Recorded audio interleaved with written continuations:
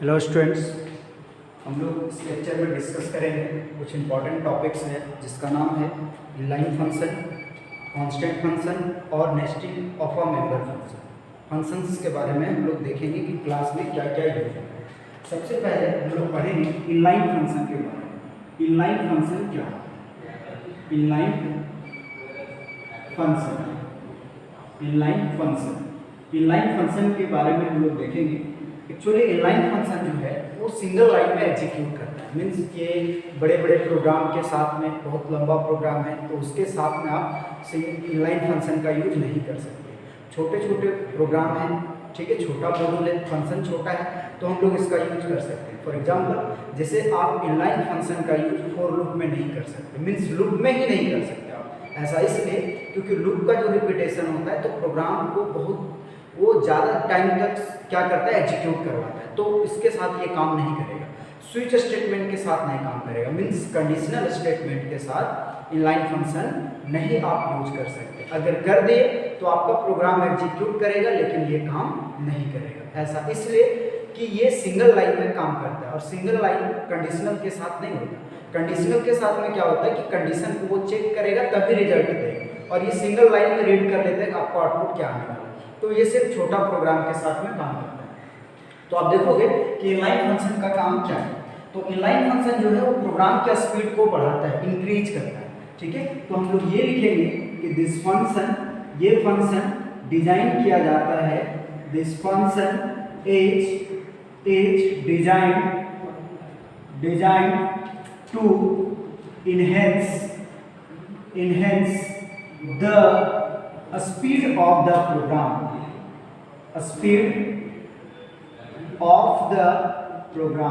Programme के speed को बढ़ाने के लिए हम लोग इनलाइन फंक्शन का यूज करते हैं। देखोगे एग्जांपल में किस तरह से। इनलाइन जो है वो एक प्रीफिक्स कीवर्ड है, मींस कोई भी फंक्शन के वो पहले ही, ठीक है, ये कीवर्ड है इनलाइन। देखिएगा एग्जांपल इसका।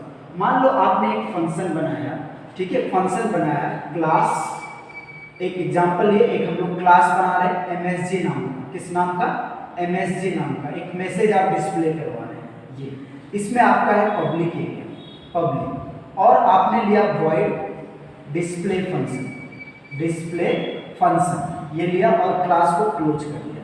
इसलिए इसका जो बॉडी है हम लोग डिफाइन करेंगे आउटसाइड द क्लास, और आउटसाइड द क्लास अगर डिफाइन करते हो कोई भी फंक्शन का बॉडी, तो उसके लिए हम लोग कौन सा ऑपरेटर यूज करते हैं? स्कोप रेजोल्यूशन ऑपरेटर का यूज करते हैं, ठीक है। तो आप देखो इसमें हम लोग क्या लिखेंगे, रिटर्न टाइप से पहले इनलाइन लगाते, इनलाइन की, तब ये बनेगा इनलाइन फंक्शन। उसके बाद रिटर्न टाइप क्या आपका? वॉइड, ठीक है। फिर आपको क्या लिखना है? क्लास नेम, ये बताया सिंटैक्स इससे प्रीवियस वाले वीडियो में।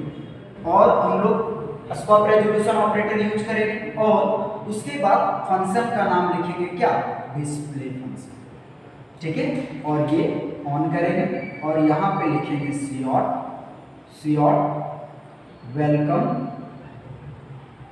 To inline function, welcome to inline function, और सेमीकोलन दे देंगे और ये क्लोज। अब हम लोग बनाएंगे वॉइड मेन फंक्शन, और वॉइड मेन फंक्शन में हम लोग ऑब्जेक्ट बनाएंगे किस नाम का? MSG नाम का, MSG, ठीक है। और इसका ऑब्जेक्ट OBJ बना ली। अब OBJ के हेल्प से हम लोग डिस्प्ले फंक्शन को कॉल कर लेंगे। डिस्प्ले फंक्शन जब आप कॉल करेंगे और लास्ट में आपका हो जाएगा get ch function, then close. अब आप देखोगे इसमें कि आपका क्या होगा, आपका प्रोग्राम मेन फंक्शन से एग्जीक्यूशन समझिए।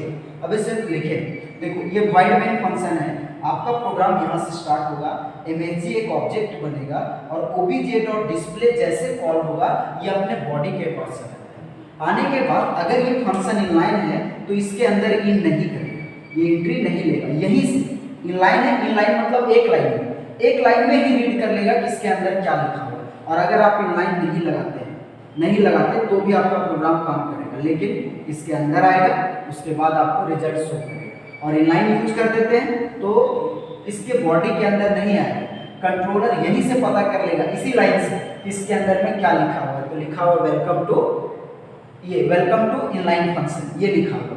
तो ये काम है इनलाइन फंक्शन का। इनलाइन फंक्शन जब जो फंक्शन के साथ यूज हो जाता है वो फंक्शन के अंदर कंट्रोलर नहीं जाता है, बॉडी के अंदर नहीं जाता है, एक ही लाइन से वो रीड कर लेता है उस फंक्शन के अंदर में क्या लिखा हुआ है।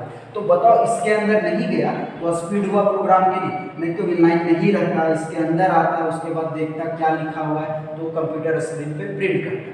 लेकिन इनलाइन आप लगा दिए तो एक ही लाइन से ये पता कर लिया कि इसके अंदर में क्या लिखा हुआ है, ये काम है इनलाइन। समझ में आया? तो इनलाइन फंक्शन स्पीड को बढ़ाया कि तो प्रोग्राम के स्पीड को इंक्रीज करता है इनलाइन फंक्शन, बस इसका यही काम है। अब आप देखोगे नेक्स्ट जो हम लोग देखने वाले वो है constant member function. Constant member function, constant member function. Constant member function क्या होता है? कांस्टेंट का नाम आपने सुना होगा, कांस्टेंट मींस होता है फिक्स वैल्यू। मतलब कहने का मतलब क्या हुआ कि क्लास के अंदर अगर कोई फंक्शन का वैल्यू चेंज नहीं किया जा रहा है, मीन्स आप वैल्यू चेंज नहीं कर पा रहे हो उस फंक्शन का, तो वो फंक्शन जो है वो आपका कांस्टेंट मेंबर फंक्शन है। अगर कोई फंक्शन का वैल्यू आप चेंज नहीं कर पाते हैं तो वो फंक्शन जो डिक्लेयर किया गया होगा प्रोग्राम के अंदर में वो कॉन्स्ट कीवर्ड के हेल्प करके डिक्लेयर किया गया होगा, उसको यूज करके डिक्लेयर किया गया होगा। तो हम लोग इसमें क्या देखें, सिंपल हम लोग लिखेंगे कि अगर एक मेंबर फंक्शन या फिर आप ये बोल सकते हो कि अगर क्लास का एक मेंबर फंक्शन चेंज नहीं करता है डेटा को किसके अंदर, क्लास के अंदर, तो आपको ये समझना है कि वो जो मेंबर फंक्शन है वो डिक्लेयर किया गया है किसके जैसा, कांस्टेंट मेंबर फंक्शन के जैसा। और वो जो कांस्टेंट मेंबर फंक्शन जब हम लोग बनाएंगे तो उसको बनाने के लिए हम लोग कांस्ट कीवर्ड का यूज करेंगे। कौन सा कीवर्ड? Const keyword. पहले थ्योरी समझिए, हमने क्या बोला कि अगर means if a member function of the class, means क्या बोल रहे हैं, क्लास के एक मेंबर फंक्शन कोई भी वैल्यू को चेंज नहीं करता है, does not change any value को आप डेटा भी बोल सकते हैं। समझ में आ रहा है? तब समझना देन दैट मेंबर फंक्शन, वह मेंबर फंक्शन जो है, that member function can be declared as constant member function। किसके जैसा डिक्लेयर किया गया है? कांस्टेंट मेंबर फंक्शन के जैसा, बाय यूजिंग, या फिर आप लिख सकते हो यूजिंग कीवर्ड कॉन्स्ट। कौन सा कीवर्ड यूज किया है? कॉन्स्ट कीवर्ड का वो यूज किया है, कॉन्स्ट, ये कीवर्ड का यूज किया है। ठीक है, तो सिंपल लिखा हुआ है, देखो आप जो बोले वही लिखे हैं कि क्लास के मेंबर फंक्शन चेंज नहीं करता है वैल्यू को, तब वो मेंबर फंक्शन डिक्लेयर किया गया है किसके जैसा? कांस्टेंट मेंबर फंक्शन के जैसा। कौन सा कीवर्ड यूज करके? कॉन्स्ट कीवर्ड यूज करके। ठीक है, एग्जांपल से आप समझो।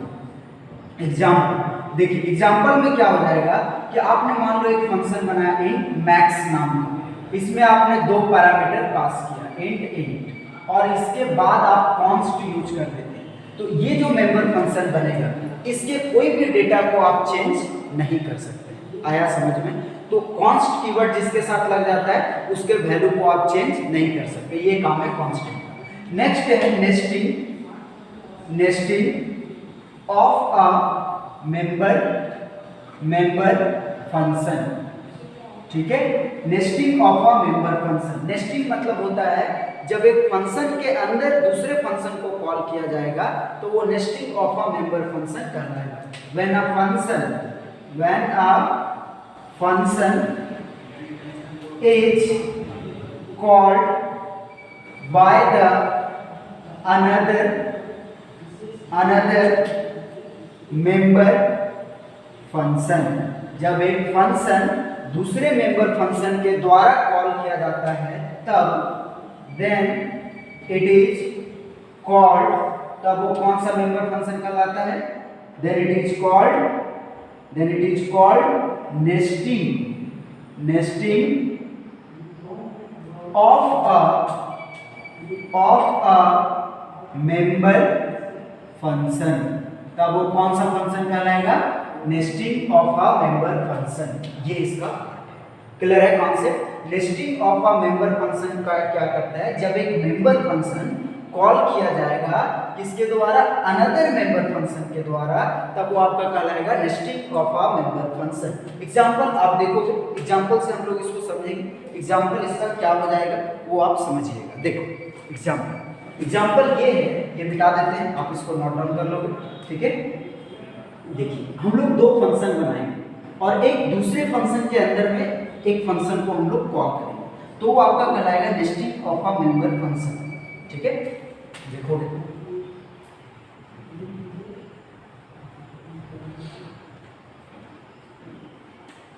देखिए एग्जांपल देखिएगा nesting of a member function का। हमने एक वाइड फंक्शन वन नाम का हम लोगों ने बनाया, एक, इसके अंदर जो लिखना लिख ले। उसके बाद वाइड फंक्शन टू बनाया, टू, और इसके अंदर में जो लिखना लिखिए और ये फंक्शन वन को हम लोग कॉल कर दें इसके अंदर, ठीक है। और जो मन है वो लिखिए और ये क्लोज कर दिए। तो देखिए ये जो वन है ये आपका कहलाएगा nesting of a member function, nesting of a member function, ये करना है nesting of a member function. देखो क्यों?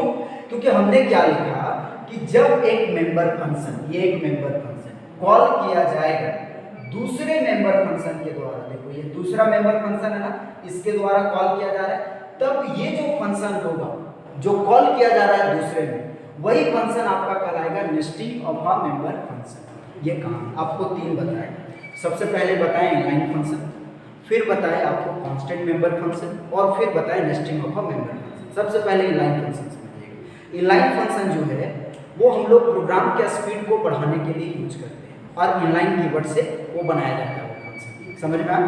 कांस्टेंट मेंबर फंक्शन जो है क्लास का वो एक ऐसा मेंबर फंक्शन होता है जो वैल्यू को चेंज नहीं करता है, और वो मेंबर फंक्शन डिक्लेयर किया जाता है कॉन्स्ट कीवर्ड के द्वारा, समझ में आ रहा है। Nesting of a member function क्या है कि एक फंक्शन दूसरे फंक्शन को कॉल करता है अपने बॉडी के अंदर, तो जो फंक्शन को वो कॉल कर रहा है वही जो फंक्शन है वो आपका कहलाएगा nesting of a member function. आया समझ में? हम लोग इसमें तीन फंक्शन के बारे में पढ़े, क्लियर है कॉन्सेप्ट, ठीक है। Thank you.